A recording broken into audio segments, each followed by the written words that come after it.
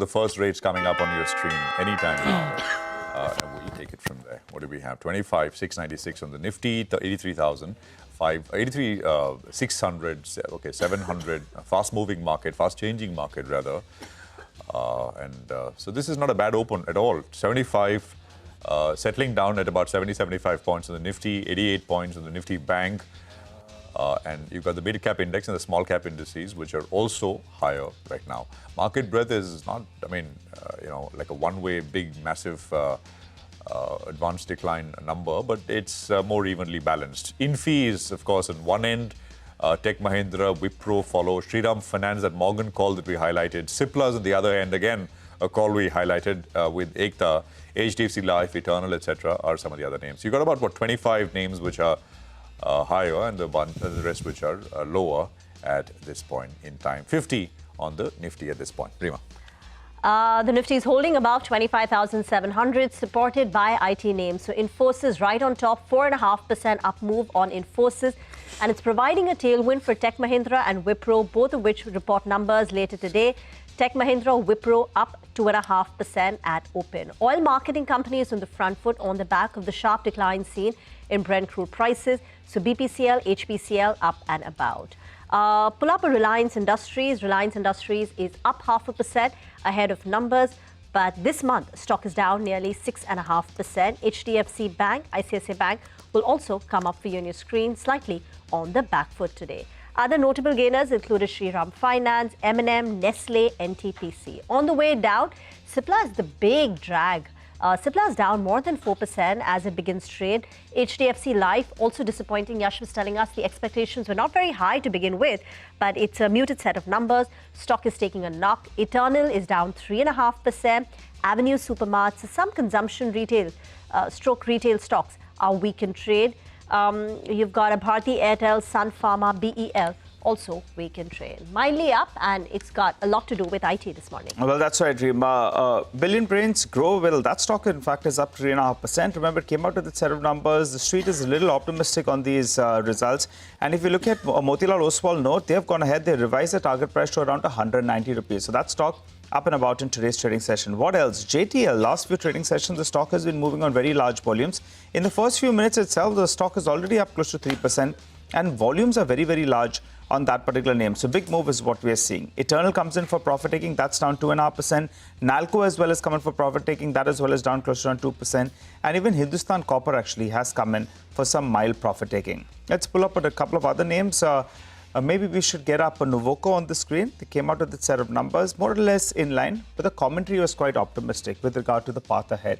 So that one's opened up with a mild gain of close to around 2%. Zen Technologies 400 crore order. The street likes it. Big fund action is what we saw in India Mart, and that's why that stock is up close to around 6%. I think Nalanda was one of the parties out there.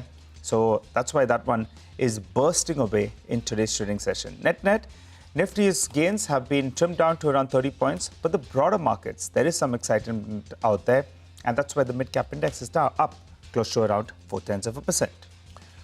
Okay, what do we have, right? I mean, 25,700 on the index at this point in time, and we're about 40-odd points higher to begin the session. Pankaj Murarka is with us, CEO and Chief Investment Officer at Renaissance Investment Managers. Pankaj, good morning. Great to have you with us here on the program. Thanks for joining in.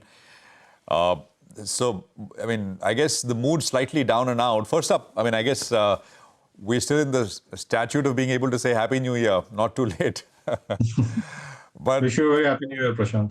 Thank you. Thanks, Pankaj. I guess the moods are down and out, so that's a non-question. But what are you doing? How are you navigating through some of what we are going through right now, Pankaj? Well, let me put the broader context in perspective, and then I'll tell you what we're doing. Essentially, I still believe that India is a very steady state economy, meaning just sharing some interesting data points with you. If you look at over the last 15 years, on an annualized calendar basis, Indian markets have given positive returns in 13 out of last 15 years. So, and India's macroeconomic fundamentals have been very stable over the last 10 years. It's been a steady 6.5% growth economy despite the COVID shock that we witnessed. So my the top-down view that drives our thought process when it comes to investing is India continues to remain, despite some external headwinds in terms of trade and geopolitical headwinds that we witness, India continues to remain a very stable economy at 6.5%, 7% growth. And I think that view underlies our investment process. Obviously, there are pockets of markets where we find value. As investors, we are growth buyers, and we're looking for buying companies where we think valuations are reasonable in the context of the growth that the companies can deliver over the next 2 to 3 years, and just stay invested with that. The underlying growth in India, the economy continues to remain resilient, and the underlying growth continues to remain pretty healthy. We're coming out of a cyclical slowdown in earnings, so we're clearly looking forward to acceleration in earnings going forward into the next year and getting back to double-digit earnings growth for the top 200 companies in India. So yeah, and some of our holdings, meaning we've liked financials for a while and we continue to like that. Apart from that, I think IT is one sector which has not done well last year, but I think we'll see a growth recovery there, and the early commentary from companies is confirming that. So I think this year could be a year for IT stocks. Okay, all right. Hi, Pankaj. Good morning. Good to see you again. So tech, but what do you like from tech then? How would you play it? The large cap names, though they give you more stability, the growth will be a little bit subdued. Some of these mid cap names could outgrow them, but valuation seem to be a bit of a question mark. If you believe that IT could start recovering, then how do you play it? Yeah, that's right, Nigel. So I think the approach we are taking is to play a barbell approach where you clearly want to own the large cap names because their valuations are very reasonable, and more importantly, the implied growth that is priced into the large cap names is very low. Meaning, if you look at the top four IT companies in India, they're building an implied growth of about 3-4% over the next 10 years or kind of thing. And I think while the industry has gone through a cyclical slowdown, but we certainly see growth being higher than that over the next 2 to 3 years as we see growth recovery and discretionary spends coming back. So clearly, large cap looks attractive from a valuation perspective, and given the fact that we think growth outlook will improve. Having said that, some of the mid cap companies have been growing phenomenally higher. Valuations are rich, but one cannot not own them. So I think the idea is to play a mix of both large and mid cap and create a portfolio out of it. Yeah, a combination of large and mid cap, I guess, is the way to go. Pankaj, can we talk a few names just to give a sense of what you've done lately? I mean, just to get an idea. So at the aggregate portfolio level, Prashant, after a very long time, there are pockets of markets are, meaning just to put in context, I think markets are perfect. Indian markets are perfectly priced at 21 times 1 year forward earnings. Markets are priced to perfection. So clearly, as growth investors, while a significant part of our portfolio is growth oriented, but I find a lot of pockets of value where value is clearly beaten down. I find deep value there. So we have of late in the last few months bought some of those value stocks across state-owned banks, or the power finance companies like the RECs and PFCs, and also some utilities, including NTPC. Caveat, we own all of these stocks, so we have ownership across these names. But we find some pockets of markets where we find value, pretty deep value in terms of where these businesses are, how these businesses are priced at this point of time. We continue to like our traditional private sector banks, and of late, all through the meaning we've been buying into consumption. Meaning I believe we are coming out of about 2 years of slowdown in consumption. And I believe consumption will continue. We're already witnessing a meaningful recovery in consumption, and I think that recovery will sustain and probably gather momentum. Also, I believe that last year, if we put in context, has been a year of stimulus across fiscal and monetary stimulus. We've seen the government started with the tax cuts in the budget last year and followed up with GST cuts during later part of the year. And in between all of this, RBI has cut rates by 125 basis points, which is a very significant monetary stimulus. I think the government will sustain fiscal stimulus into the economy with upcoming budget because, and I think that probably needed to sustain and probably the growth momentum in the economy. So I see recovery in consumption sustaining from here on. So we've been buying consumption as well. Within the consumption basket, we've been owning both, we're positive on both staples and discretionary. After a long time, I've been underweight consumption for almost 6 years, right from 2019, because we believe that the growth in these names is slowing down and valuations are very expensive. After a gap of almost 6 or 7 years, I am finding value in consumer names where valuations are very far more reasonable now, and pretty much in line with long-term averages, and in sync with the growth we expect from these companies. So consumer as a pocket looks pretty interesting to me across both staples and discretionary. Some of the names we own on the staple side are likes of Tata Consumer and Godrej Consumer. Okay, mixing it up in terms of consumption, owning both some of the discretionary names, and you told us the last few months as well that staples is something that you've gradually started looking into. Let's focus on another sector, defense. You know, with what all is going on globally, defense will be a sector to focus on, not just in India, but all across the globe. However, valuations of some of these stocks had already gone out of whack. The good news is some of them have actually come off the top. At current reckoning, would you look at some of these defense names? Do you own them? And will you look at buying into this dip? Well, you're absolutely right, Nigel. I think given what's happening, the world is a volatile place and probably will continue to remain so in the foreseeable future. And in that context, obviously, there's a very strong tailwind for defense names globally as well, and an added acceleration in growth of defense companies in India because of the whole focus of Government of India for indigenization. And given the fact that India has some significant challenges on the defense side or on the geopolitical side. You're right. It's slightly tricky how do you deal with these names because while there's growth tailwind, yet these names are very expensive. The stocks are already pricing in. The next 2 years of growth is already priced in. So to buy some of these companies at a mid stage of their growth cycle, you essentially are paying far too much out of the future. In that context, for you to make reasonable returns, being value investors, it's difficult for us. Meaning, we have a very small exposure to defense names, and being value investor, it's very difficult for us, someone like us, to buy into these names at this point of time because you're buying future growth, which is far too out into the future. Because the near-term growth of the next 8 quarters is already priced into these names. Okay, all right. What about your interactions, Pankaj, with your clients? Because, you know, the funds that you all run as well, like most of the funds, the last 1 year actually has been weak, right? I mean, it's been flattish to negative for most fund managers. If you look at it the last 3 to 5 years, then obviously your returns are much better. What is the communication you're having with your investors, telling them this is going to be a better year? Are you all deploying all the money? Are you all waiting by for better opportunities? I think investors have matured. I must appreciate that in my experience of managing public money for 28 years, where they understand market cycles. We've gone through a cycle where we had strong earnings momentum and very strong returns, probably. And now we're coming out of a phase where we had cyclical slowdown in the economy and moderation in earnings growth. And from there, we're coming back to growth acceleration. So I think investors understand market cycles, and investors do take a medium-term to long-term view in terms of their equity assets. So they are, I must appreciate, they are not perturbed by, short-term returns or short-term market volatility in that sense over the next over 6 months or 1 year. And more importantly, in case there is significant drawdown, investors have, dry gunpowder with them where they're looking to chip in more money or put in more money because they understand the long-term growth story in India and the long-term equity returns. And they want to use those short-term volatility or drawdowns to probably as an opportunity to invest more money. So in that context, I think investors are, taking a medium-term, long-term view, not too perturbed by short-term view.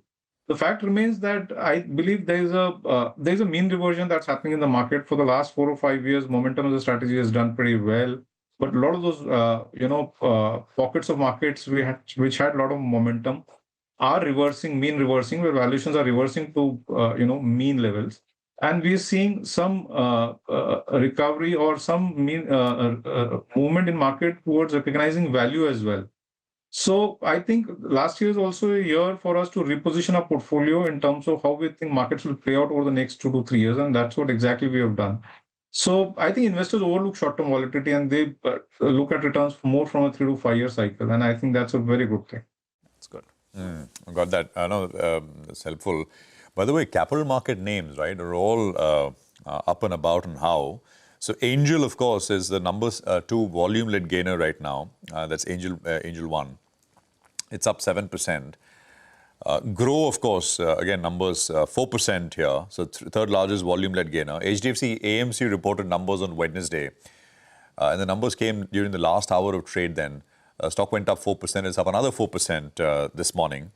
361 is up 7%. So that's another wealth player. Which is looking up. So you got, a bunch of these capital market plays all shining through this morning with tremendous volumes as well for this point in the day. Kernex, I think there was an order 8% on Kernex. There is NetWeb, which is slowly trying to creep back up. So very, very sharp fall on this one. 3.5% here, about 3,300. Federal Bank is up 3% and at about 255 on this one. India Mart, Nigel mentioned earlier, 7.5%. India Mart, by the way, basically was at COVID levels, 2020 levels, is at 2020 levels, even after the 7% kind of a pop. We've got Infosys, which is up about 4%. GTL Industries is another one we've highlighted last couple of days, is up another 4.5%. I think Tuesday was up, Wednesday was up, and today is strong as well. Style Bazaar is coming up with a 10% gain. So that is another one which is starting to see some signs of life. So it's not a bad-looking broader screen, Nigel. And although the Nifty is just about 50-odd points. A couple of accidents, though, are that, if I look at Fed Bank Financial Services, I think it came out with a set of numbers. The stock was down actually 12%. It's pulled back a little bit from the low point of the day. It's still down close to 9%. So that one's seeing some selling. And the other one, I think, is HBL. I'm unsure what's gone on 12%. There. But that as well is down close to 12%. So select stocks, there are some accidents from the broader markets, though on the whole, you are seeing a relatively better performance and more gainers than losers. But just thought I'll point out a couple of these names. The Federal Bank Financial Services. I think HBL already reported. I'm not sure if there's something new. We'll check and actually circle back on HBL. That's another one with regard. I mean, fair bit of dependency in various lines of businesses to the government of India. I mean, the Kavach program and other things. I'm not sure if there's any particular news around any of that, but it's a sharp cut at this point in time. There is actually HBL, if I got this correct, HBL Engineering, that's the one that's down. They put up something on the exchanges yesterday at around 4 p.m. They say that from the CLV Loco Kavach tender of around 6,300 units decided last week, HBL did not get any order because the other bidders' prices were lower. And HBL's intimation to the exchanges on 18th of December was only talking of Kavach Loco business. It did not include Kavach station business. So they put out some clarification, but it seems the street was hopeful of them getting something, which hasn't happened. They're clarifying that they were actually targeting something else. But for the time being, the stock is down. Typically, in government-led businesses, it's going to be a setback on tenders, etc. That's what I thought. But so we'll actually later perhaps try and get the management on later down in the day and try and speak to them about this. Pankaj, thank you very much for joining us. Good speaking with you. Really appreciate your time and thank you for being here. All right. Well, what we're going to do is markets, of course, about 30-odd points higher. 25,695 is where we're at. We're going to talk about a little bit about oil, right? I mean, and where are oil prices headed from here? Last 2 days, there's a 6% drop. But of course, I mean, before that, counter to expectations, oil prices went headed higher. So that's basically been reversed in the last two sessions. Marco Papik is Chief Strategist at BCA Research. We also have MK Surana, former CMD at HPCL. So for our viewers, Marco, of course, believes that oil prices, and maybe I don't know if he's changed his view and we'll ask him, his view has been that oil prices are actually headed higher, counter to market expectations. And I mean, they did head higher. And Mr. Surana, of course, is going to weigh in on how oil marketing companies, standalone refiners, etc., are placed in this environment. Marco, let's start with you at a basic level. Look, I mean, the markets, of course, believing for now that there is no direct action in Iran, so the geopolitics there seemingly calming down. Would you agree with it? Or, and of course, what does it mean for oil in that sense?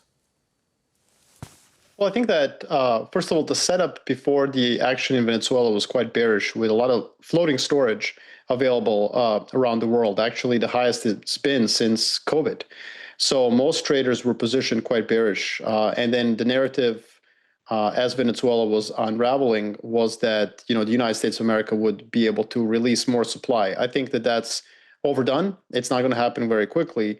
And then the risk was applied to Iran that President Trump would do something similar. He did say yesterday that he would not. He seems to be softening his stance. And there are reports today that he has been talked out of it by many Gulf allies, UAE and Saudi Arabia. My concern, however, this is out of his hands. There's a development in Iran that's not controlled by the US. It has a life of its own. Iran is undergoing very significant protest, and those protests could get out of hand, and eventually they could cause domestic political chaos that's really uncontrollable. So I still think that from a geopolitical perspective, there is upside risk to oil prices over the next month or so. Upside risk, right? I mean, so that doesn't go away in that sense. Mr. Surana, here, you know, PSU oil investors have been wondering what's going on. I mean, oil prices largely have been in a range. I mean, Brent, for example, between 60, 65 for a while. I think product cracks, etc., have been very strong, and they've been all wondering why are oil marketing companies trading the way they are, or if the standalone refiners, etc., even private companies like Reliance, etc. As someone who's run one of the largest OMCs in the country, what's your perspective, sir? How should investors view this environment? Good morning, and good morning to Marco as well. So as he rightly said, earlier the oil was bearish, and everybody was assuming that it will somewhere between 55 to 60. After Venezuela, there was not much move because that didn't impact the market much. After the Iran thing, there are two things which are happening. Initial very hard stand which was taken, and yesterday's softening has changed the risk premium which the market is putting, and that's why in last 2 days you have almost 6% drop. There is one more reason that Iran is not as easy as Venezuela, because they've got better military capabilities, they have better air defense system. And second thing is they're more determined regime as well. And therefore, any military intervention from Iran may face with certain repercussions. And one of the things can be the strikes by Iran on the US military bases, which are there in the oil-producing countries. And therefore, what the market is probably factoring in is that if the conflict zone increases, and in that case, there may be disturbance in the oil supply from the West Asia, and that may lead to more war premium. And that is what the thing is. But at the same time, many of the Arab countries and Turkey and many of the oil-producing countries have been canvassing for no attack because they would not like their trade to be disturbed in the West Asia. The Straits of Hormuz is also one of the critical points in this whole thing. And therefore, I think the softening of the stand where the possibility of an immediate attack is, I think, receded. There may be some escalation, which is also seen in terms of yesterday. There are some more sanctions against some of the shipping lines.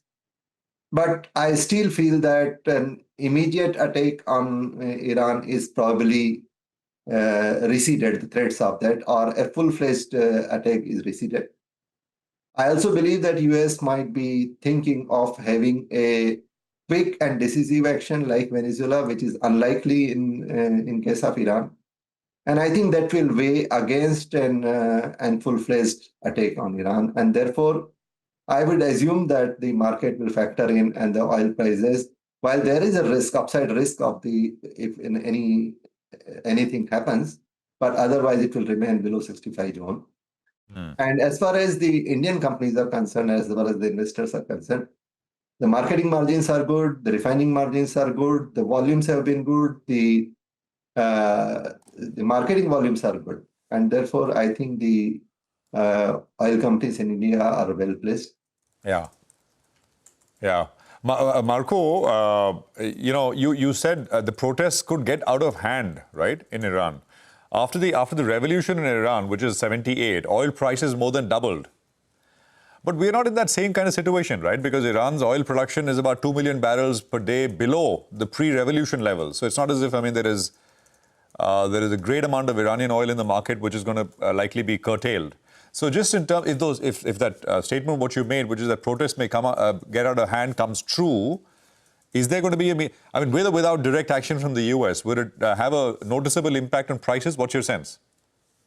It could. The decision tree is starting to grow branches, if you know what I mean. There are more and more potential outcomes that we just can't forecast. Iran currently is exhibiting some really worrying signs. For the first time in really since the revolution, we have the Iranian military actually taking pretty decisive actions domestically against the IRGC, at least in the political sense. So the National Security Council now has more seats awarded to the Iranian military rather than to the powerful IRGC, which is linked to the supreme leader. And we're starting to see real sinews of the political system, come under strain, and that could lead to significant disturbances, maybe even something that we would call a civil war. This is a place that, once the regime starts to face real pressure, it's very difficult to forecast the way that goes. So that, yes, even that 2 million barrels could come offline. It could be put in doubt. You could have different fractions within Iran fighting against each other in various other external ways, whether it's taking action against shipping in the Strait of Hormuz, and so on and so on. So I think that we've entered a very dangerous phase.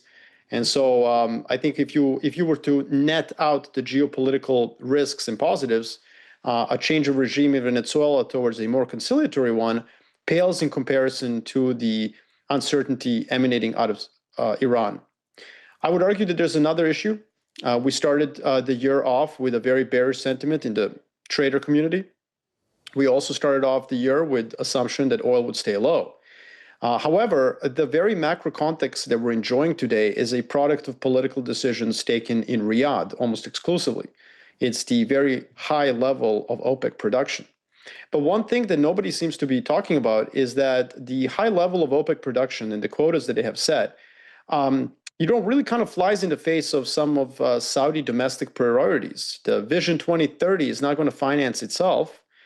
Saudi Arabia is facing a current account deficit, and it's having to basically enter the international bond market very aggressively and to tap its foreign currency reserves. So I do think that we're running out of time in terms of these low oil prices. I think at some point, OPEC itself, namely Saudi Arabia, is going to also start thinking about whether these prices are too low for their domestic fiscal priorities. Yeah, but you got President Trump on the other side, right? Keep oil low. That's one of the top priorities for him. So we'll let us see, who has the upper hand. I mean, how it's going to be managed. Maybe more oil from places like Venezuela. But as you said, that's going to take time. I have more questions, but we're completely out of time here. Mr. Surana, thank you very much for joining us. Marco, thank you very much for coming back on again. And I think this is a conversation we will keep having as things unfold on the geopolitical front, even though at this point in time, direct action in Iran from the US looks, at least the probability seems to have moved down over the last 2 odd days. Well, we're going to shift focus to, our first corporate on the program, Rima, L&T Technology Services. Yes, and the stock is down 4.5%. Amit Chadha, MD and CEO of LTTS, is now joining in.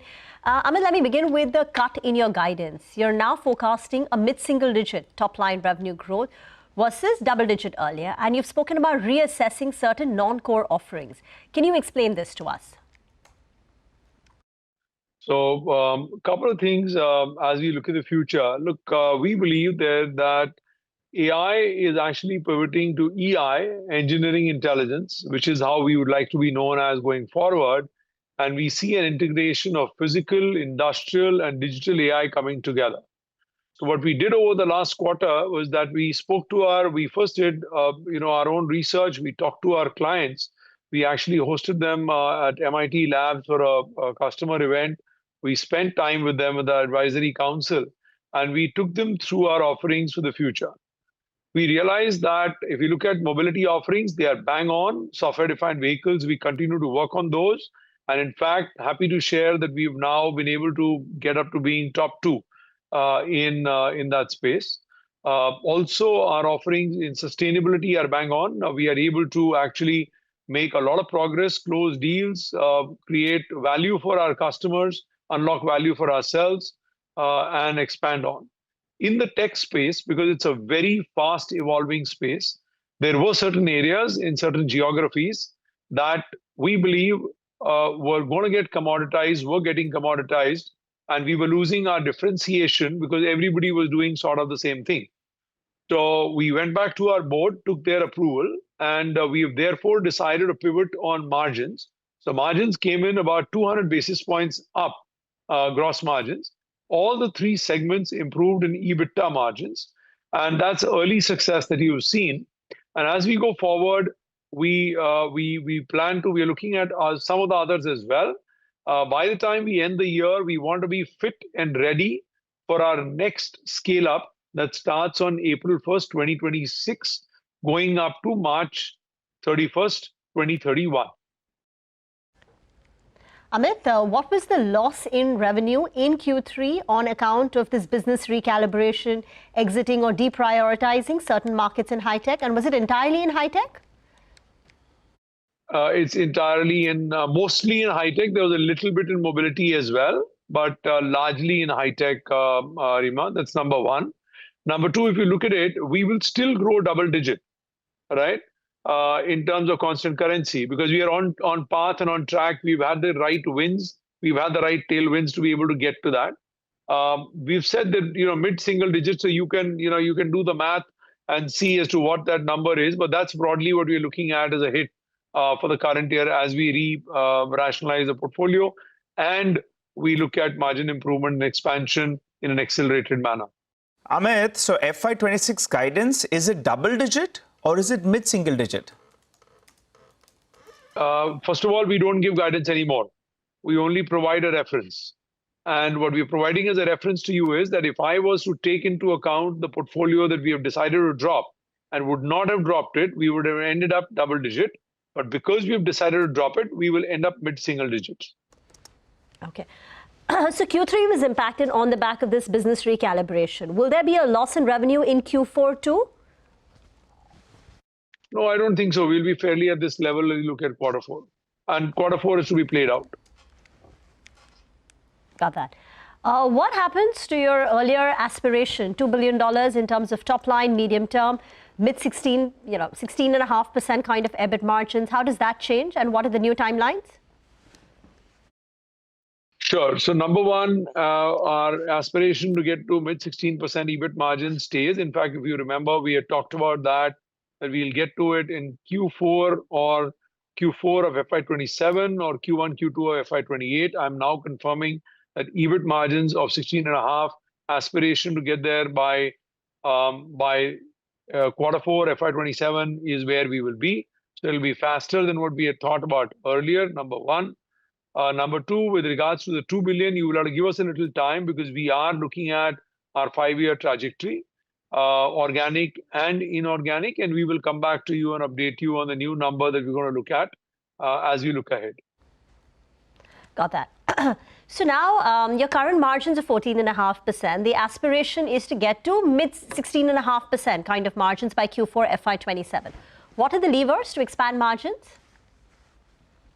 Yes. So couple three things. Number one is that we can improve offshoring by about 4 to 5%, that window we have. Our utilization currently hovers at about that 83% mark with AI that we have leveraged in the company. I believe we can comfortably improve utilization by another 200 bips. So we've got that play at hand. And third, there are parts of the portfolio that we have executed projects on in quarter three that we may potentially not do in quarter four, but we have growth coming from sustainability, mobility, and the ongoing part of the tech business that should help us to make those bold decisions and take it forward. Got that. Just one final question, and getting back to this entire business recalibration. What exactly is happening in the tech world? You spoke about how parts of the tech business are getting commoditized, and that is driving you to deprioritize part of this business. So what exactly is happening? And if you could explain that in simple terms.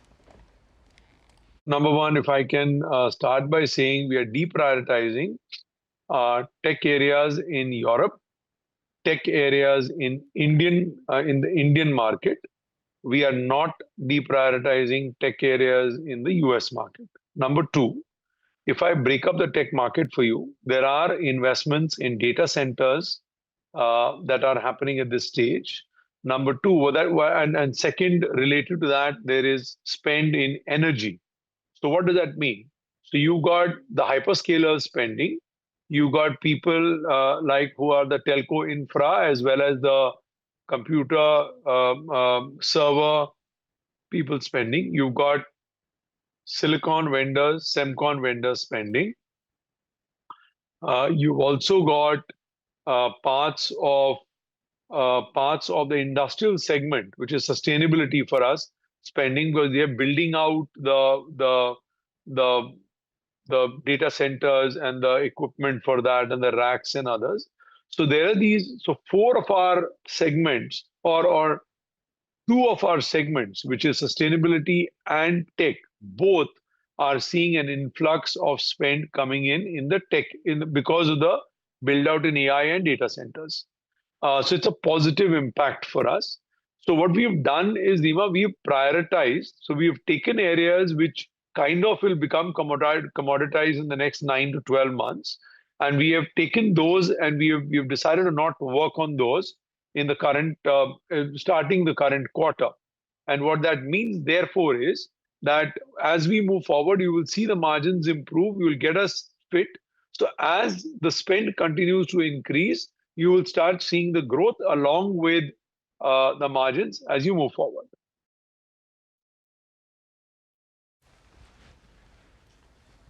All right, Amit, considering there is an acquisition which is contributing to the top line this year. Now, based on the reduced guidance, is FY26 organic? Would it be negative? No, it won't, because like I said, there are areas that we are letting go, areas that we are bringing in, so hard to peel all that.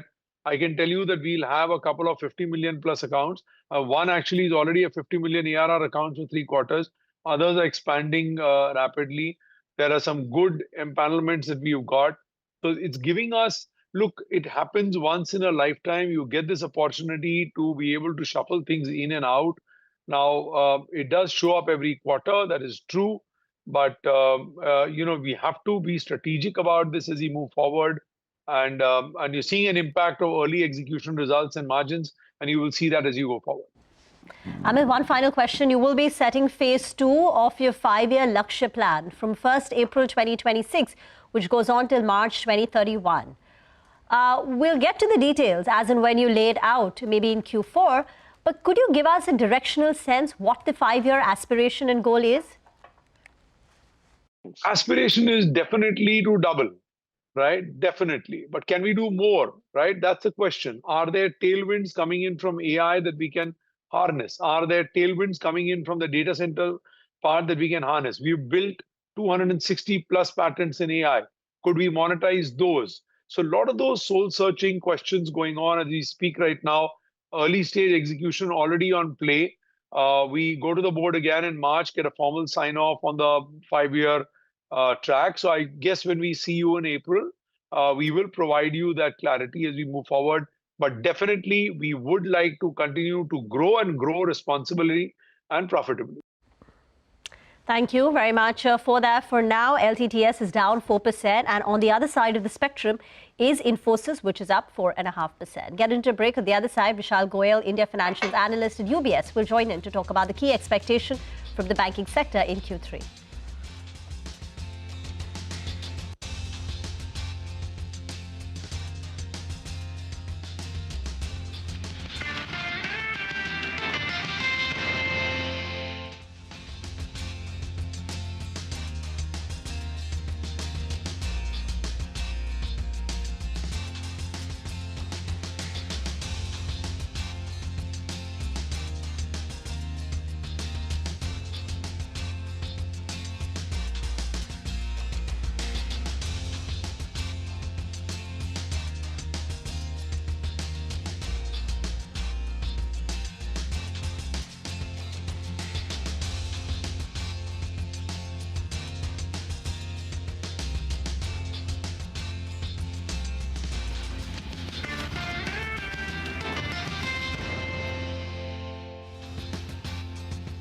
Welcome back. This is Corporate Radar, and as we speak, the markets are holding on to its own. The Nifty is up, the mid-cap index as well is up.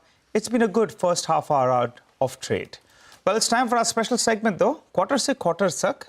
We focus on each sector. Today, Gaurav is going to be telling us what does Quarter 3 FY26 look like for the banking sector. Gaurav, take it away.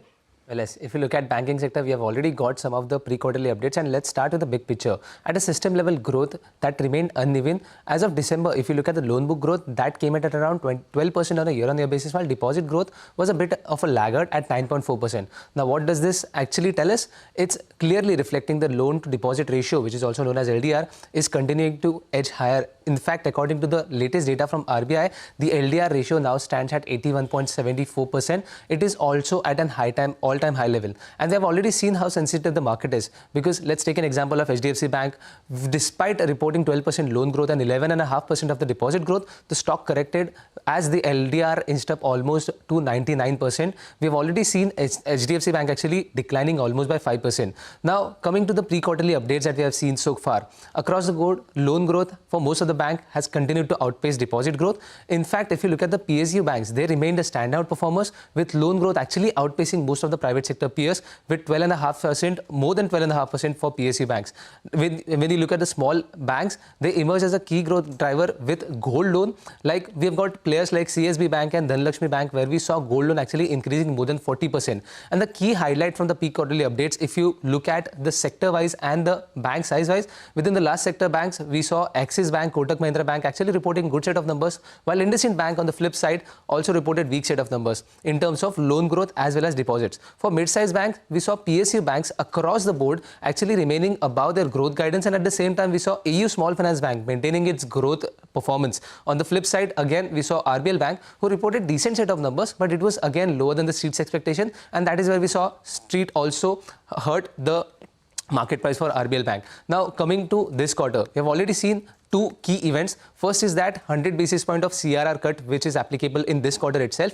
And second is the another 25 basis point of repo rate cut. So these were the key events. And on back of that, what brokerages are expecting is that from here on, net interest margin pressure is likely to stabilize in third quarter of FY26. And this will be also supported by deposit repricing, which is typically playing out. And at the same time, LDR expansion, as we saw across the industry, this is playing out. On your screen, if you look at some of the stocks where we will see some of the decline in net interest margins, we have got Axis Bank, PNB, where brokerages expect some kind of decline in the net interest margins. In fact, let's not forget that PNB also cut their net interest margins guidance during the conversation with us. And apart from that, on the upper side, we saw HDFC Bank, ICICI Bank, all of them are expected to report increase in the net interest margins.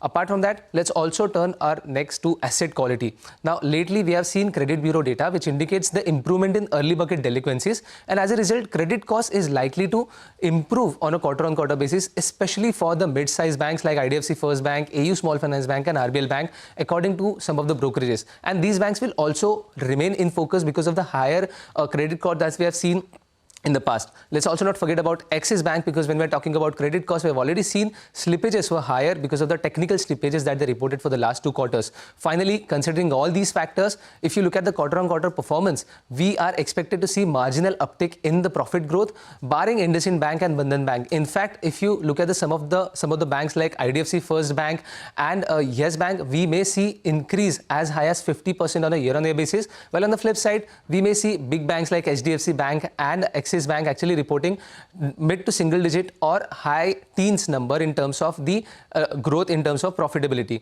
Now, let's not also forget about some of the key stocks to watch out for in this quarter. First is HDFC Bank, because the commentary on LDR is going to be a key thing to watch out for, and also the growth trajectory. Second is RBL Bank, Federal Bank and Yes Bank, because let's not forget we have already seen a recent fund infusion in these banks from strategic investors, and it is really important to see how management see a way ahead for these banks. IndusInd Bank, when we look at the growth, we have already seen growth has been cut down, but the roadmap towards achieving that 1% ROA is a key thing to watch out for. And lastly, let's also not forget about AU Small Finance Bank and Axis Bank. Now remember, Axis Bank actually reported their pre-quarterly numbers for the first time, and they were actually great. And at the same time, AU Small Finance Bank also sustained that growth momentum. So it is really key thing to watch if the management still believes that the growth momentum will remain. So all in all, in terms of growth, we may see some uptick in profitability as well as ROAs, but it is really key thing to see how market sees it and how they value for banks going ahead.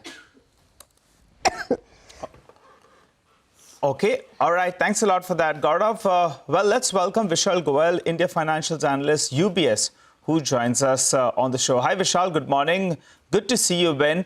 First, a quick word on the credit growth. A few months ago, it was a little bit weakish. But of late, we have been seeing signs that for the industry itself, credit growth is coming back into shape. What are you factoring in for this year? Yeah, hi, thanks for having us. Yeah, I think we are expecting acceleration. In fact, we were expecting 12 to 13% growth for the year end for this year. The recent data has some base effect, which is showing 14 plus kind of credit growth. We feel that acceleration credit has happened, and we should see this 12% to 13% range kind of sustaining into the year next as well. Vishal, LDR of HDFC Bank was a bit of a concern at 99%. And we saw the stock correct because otherwise the numbers were fine, the credit growth, etc. I mean, how did you read the quarterly update? Because numbers are out tomorrow for HDFC Bank. Yeah, I think, see, again, I'll kind of try to refrain from stock-specific comment. But if I look at the general trend in data, it has, like most of the banks have seen 3 to 5% kind of sequential growth. And that's a healthy, pickup in the sequential quarterly growth for them. Having said that, some of them are not growing as much. And that's where I think some disappointment, has come in for few names within the sector as well. Now, I think on this issue of LDR for the sector overall also, if you look at in the last 1 year, the pressure of LDR has reduced. At least that's what we feel when we speak to the management, that that people don't need to keep reducing LDR, every quarter. So there is some flexibility. But having said that, I think the sector needs deposit growth for it to sustain, any amount of loan growth for next couple of years. And that had been generally missing. And last reported data was, let's say, 9.5 before we just saw the fortnight print, and which has some base effect. But I think we need to see 12 plus kind of sustainable deposit growth for us to be able to see a 12 to 14% loan growth for the system overall. That point, right? I'm digressing just for a minute, if you will, Vishal. Hi, morning, Prashant here. You think the budget will do something to correct that situation, make debt more attractive? You think it's possible? I mean, it's a fundamental issue, as you were saying, right? I mean, deposits, debt is taxed at a much higher rate compared to equity. So, I mean, any correction possible? What's your sense? And will it do it if it so happens? Will it do the job? Yeah. Hi, Prashant. So, see, I think you've been tracking, I have also been tracking the sector for 20 years. And every year budget, we have had these expectations that there would be something which bridges the gap of, interest on deposits with the other products. That expectation, I think, remains, especially that becomes, I would say, more probable when we think about the weak deposit, environment. So but every year, we've been kind of expecting something like this. Yeah. So no way to tell, but point taken.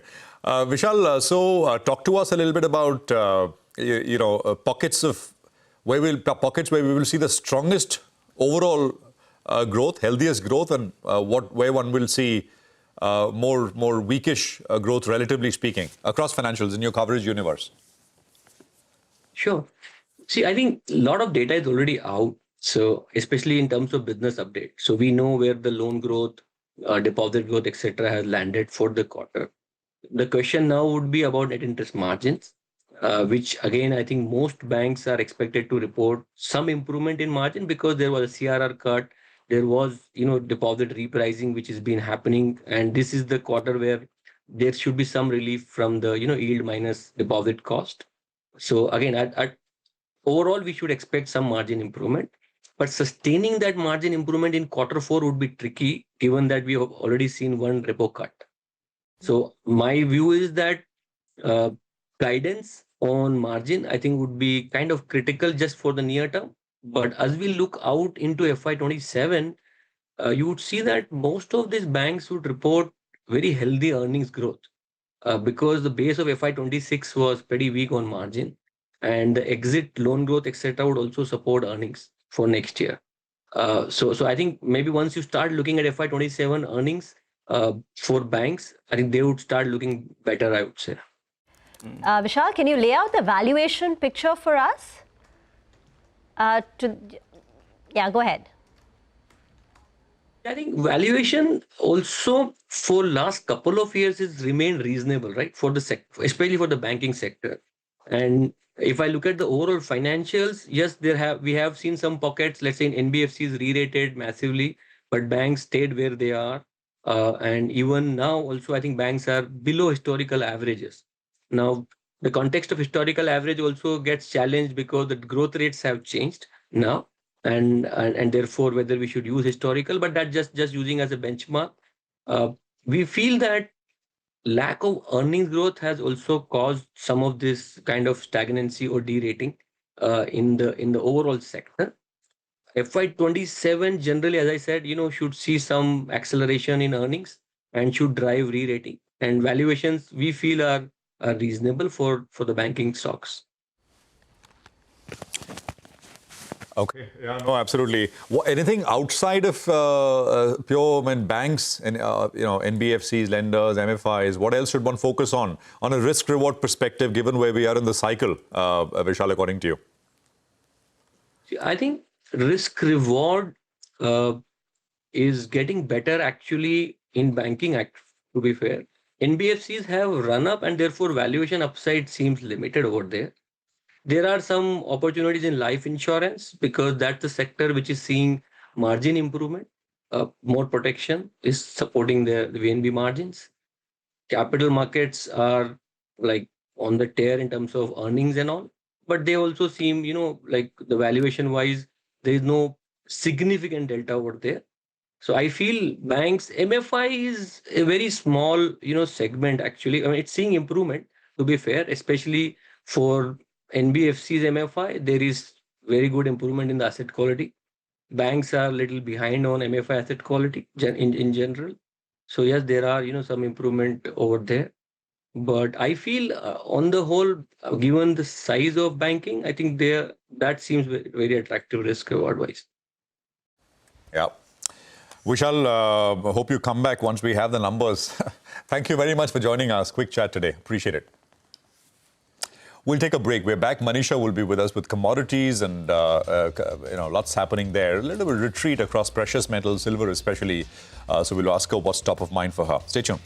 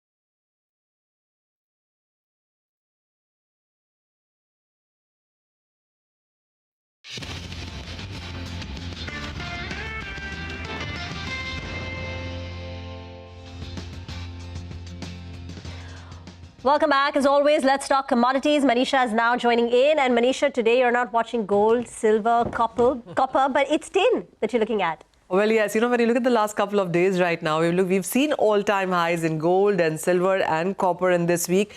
But tin is outperforming right now. The last time you saw these kind of levels were 3 years ago. And right now we are trading at a record high in this one as well. So $54,400 a ton has been crossed on the higher side for tin. Tin actually has been performing within the space in the last year as well. So when you look at the gains that we have seen in this year and the last, that will tell you the story. Last year, we've seen prices gain up by 46%, which is way higher than what copper did at 42%, but lower than what gold and silver did. In this year as well, till time, this clearly has been an outperformance. 35% of gains is something that none other commodity has given you, nor asset class as well.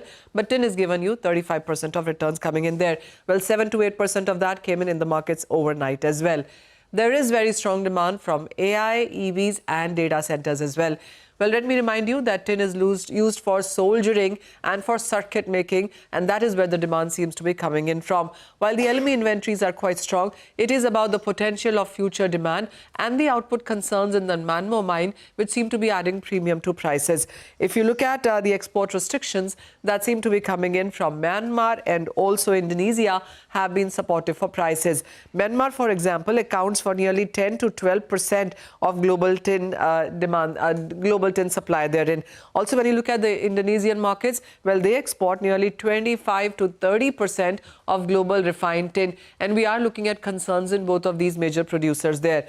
It also has to do with a string of strong speculative buying. It is not very liquid as a contract when you see on LME. Shanghai does quite well when it comes to tin, but we have seen open interest and the prices continue to rise, telling you that the speculative money seems to be flowing into this space right here. And then add to the fact that every other metal is doing well, so there is a spillover effect. You also are looking at geopolitics, macro headwinds, all of that supporting tin prices as well. All right. Well, less talked about, but important one. Thanks very much, Manisha, for that. We'll take a quick commercial break here. On the other side, we get into a discussion with the management of Union Bank of India on the third quarter results and more. Stay tuned. Coming up.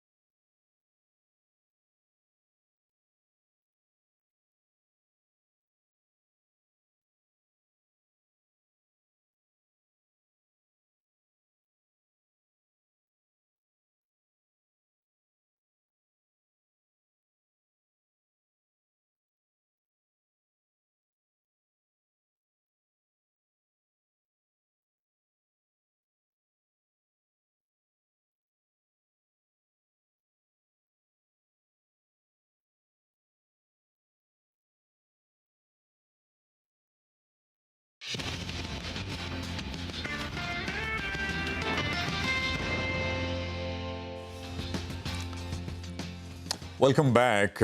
We will put the spotlight on Union Bank of India. The earnings beat expectations. Profits rose 9% year-on-year, aided by a decline in provisions. The NIM grew about the net interest income grew about 1%. Deposits saw a sequential decline. My colleague Ritu spoke with the management on the sustainability of profit run rate and normalization and profits. Listen in. Let me break up, the profitability part into the three areas. The first one is the, say, business. So actually there was a bulk deposit, which we have shed it off around 40 to 45,000 crores. So that was point number one. Second thing is that our CASA has increased by almost 14,000 odd crores. The third thing was the retail term deposit. Actually, we converted even the bulk deposit to retail to an extent of 40,000 crores. So I think the combination of this, so you will see that there is a good drop in the cost of funds. So that was one part. The second part is even the treasury, it has been contracted by 15,000 crores. So actually we have met the sources of funds and we have deployed it nicely. So this is what I am saying is basically on the part of the liability side. Coming to the asset side, we had IBPC of around 20,000 crores, which is now actually nil right now. So, and if we take from the March, it was almost 35,000 crore. So now the remaining is hardly 3,000 crore. Now, which we have converted to better yielding the long-term portfolio. The third thing was we had an STL of around 10,000 crores, which we have converted to long-term. And the third is the asset quality. The slippage cost you would have seen is 0.09. The slippage ratio is 0.79. It is considered low. The SMA2 figure is around 4285 crores. That is above 5 crores. So keeping in view, I think these three pillars, this has led to the profit growth and it is sustainable. Profit growth is sustainable, and we'll get to some of those points that you mentioned, sir. But, to begin with on provisions again, what is your estimate of what the ECL impact is going to be? And while RBI has given all banks a 4-year glide path starting April next year, what is your readiness already on that front? Yeah, we have done the calculation. We have actually the software in place. And almost at regular intervals, we are calculating it. So the gap, keeping in view all other provisions and the total requirement, the gap is coming in the range of 4,500 crores. I think we are very much comfortable on this. And already there is a provision for going for next 5 years, but I think we are very comfortable and we can take a call at appropriate time. So absolutely there is no issue in migrating to the ECL framework.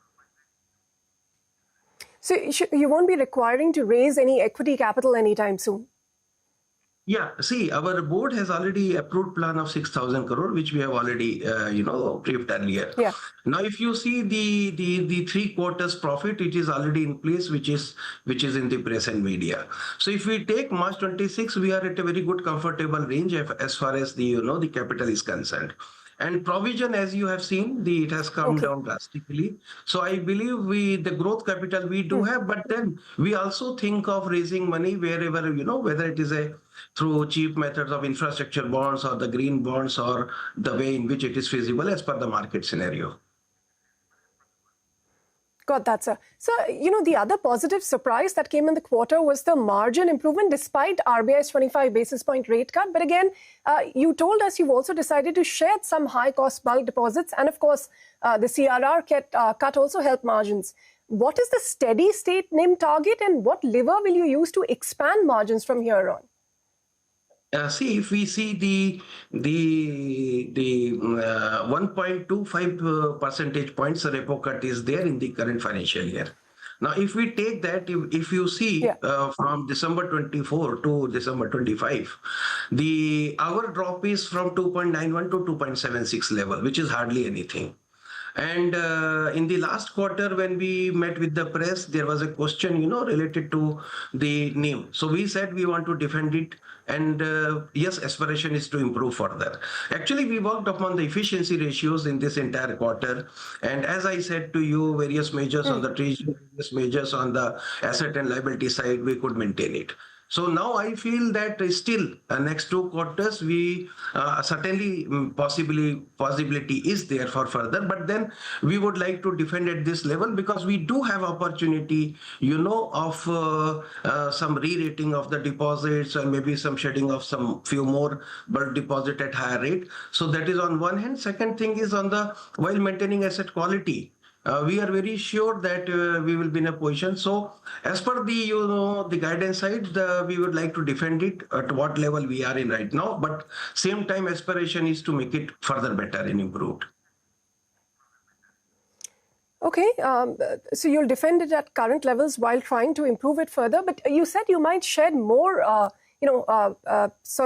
high bulk deposits. Your CASA deposits are up sequentially, sure, but the overall deposits have degrown in the quarter for the bank, and they've barely grown 0.5% over the previous year. What are you doing to address your core deposits? I mean, how are you looking to grow them? Because your LDR ratio has jumped quite high to 81% as well. Is that going to be sustainable for future growth, or are you taking steps to bring the LDR ratio down as well? Okay, see, if you see the regulatory things and being the robustness of the bank, there are 2-3 things. The first is the LDR. We are in a very quite comfortable range, which is below 81 if you take domestically. The second thing is that the LCR and the NSFAR, both are in very comfortable range that we have diverged in our investors presentation. Now coming to your point, like while shedding of the bulk deposit, how we are going to retain our ratio and the robustness in the liquidity position. So I firmly believe if you see the last quarter, the 14,000 plus crores we have brought into CASA, and which is sustainable because we are now focusing into average advances and average CASA and average deposits. The second point is that even the retail we have increased by 9,100 crores. Put together, the 15,000 plus 9,000, around 24,000 crore we have brought in. So we have actually, structured a very good vertical in our bank, which is like an ecosystem banking, which has yielded very good result in the last quarter. So we are confident and we have aspiration to further increase CASA going forward. So very briefly, since we're running out of time, credit growth at 8% is below some of your peers that are growing at 12 to 14%, even the system. How do you think you could end the year? What kind of credit growth and also the segments that will drive it? Yeah, see, if we take, the entire year, what you are saying is correct. But if I take two things, the one is the last quarter, there is a very good growth in the RAM sector. If I take the retail, it is around 21.67. And if I take Q to Q, retail is around 3%, MSME is around 6%, and agri, if I take, is around 4%, the total is 4%, which is quite good growth.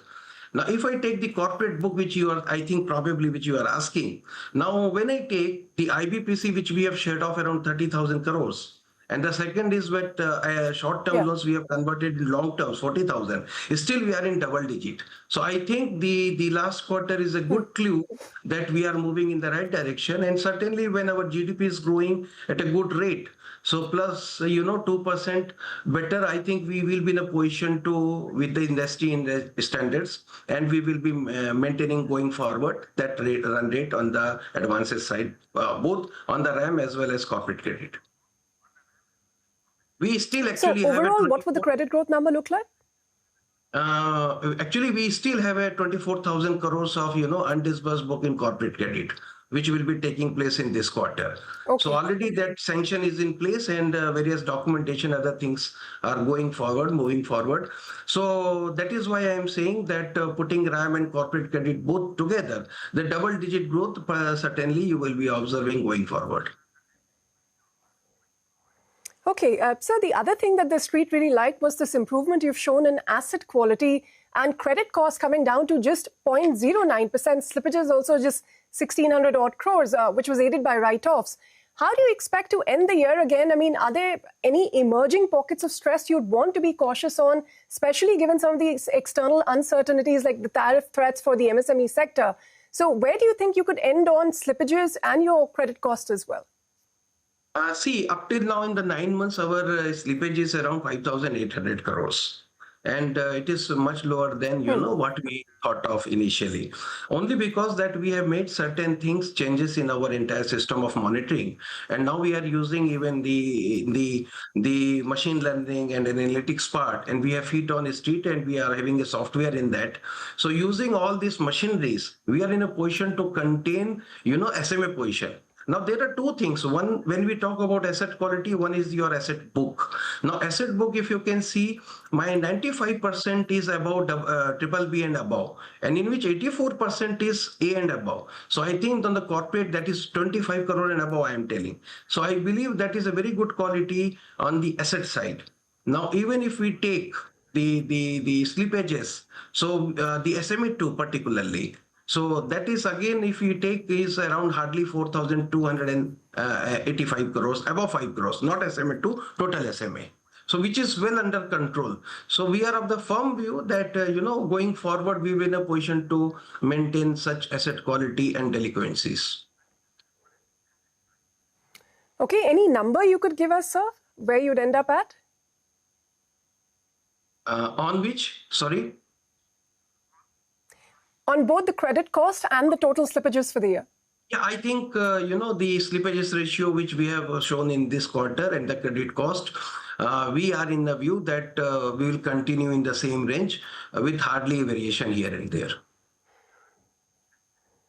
And your recoveries, I think, for the 9 months are more than 3,000 crores. Any further recoveries you're expecting in the fourth quarter? Could you end the year significantly better? Yeah, actually, we had certain in the pipeline in the December to realize, but it could not come. But you'll be surprised that our biggest the amount which is shown in the recovery is 160 crore something. So not a bigger one has come, but then we could maintain our recovery efforts and we could maintain the recovery figures in last quarter. But we expect the better than the last quarter recovery in this quarter.